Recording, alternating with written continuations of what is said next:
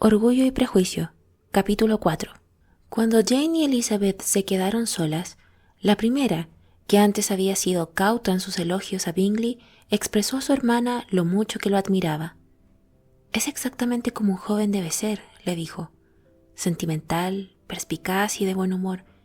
Nunca vi tan finos modales, tanta desenvoltura, tan exquisita educación». «¿Es guapo?», añadió Elizabeth. «Tal como en la medida de lo posible debe ser un joven. Posee todas las condiciones. Me sentí muy halagada cuando me sacó a bailar por segunda vez. No esperaba semejante cumplido». «¿No? Pues yo sí. Hay gran diferencia entre nosotras. A ti los cumplidos siempre te sorprenden. A mí, nunca. Era lógico que te sacase de nuevo a bailar.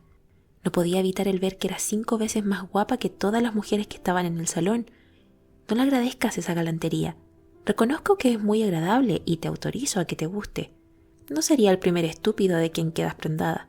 Lizzie, bien sabes que eres muy dada a que te gusten todos. Nunca ves defectos en ninguno. Para ti, todo el mundo es bueno y agradable.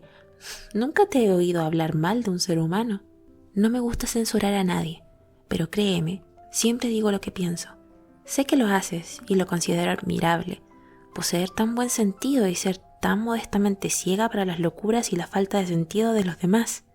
La afectación de candor es de las cosas más corrientes que existen, pero ser cándida, sin ostentación ni propósito, fijarse en lo bueno de cada cual y aún mejorarlo y no decir nada de lo malo, es una característica que solo tú posees.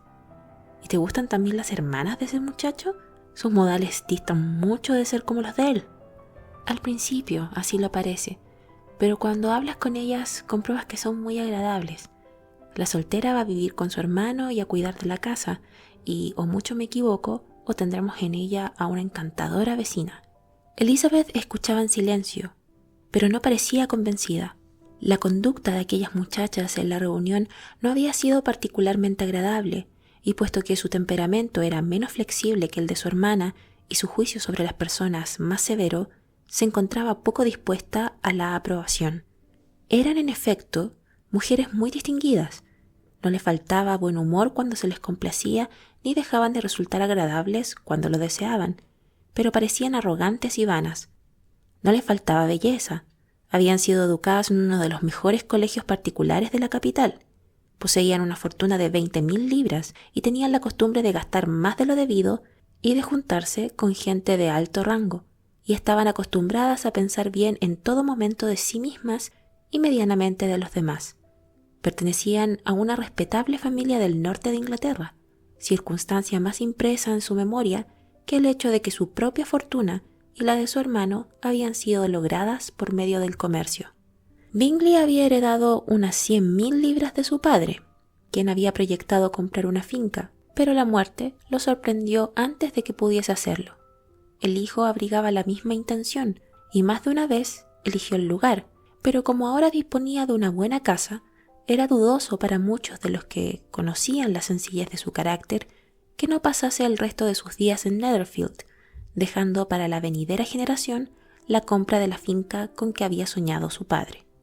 Sus hermanas deseaban mucho que poseyese una finca, pero aun cuando por el momento solo se hallaba establecido como arrendatario, la señorita Bingley no dejaba de gustar de presidir su mesa, ni la señora Hurst, que se había casado con un hombre que tenía más elegancia que medios, se veía menos dispuesta a considerar la casa de su hermano como la suya propia siempre que le conveniese.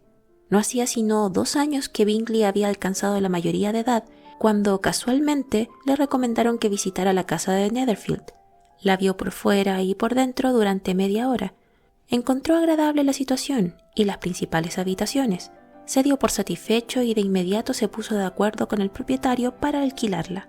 A pesar de que él y Darcy eran de carácter muy distinto, los unía una firme amistad.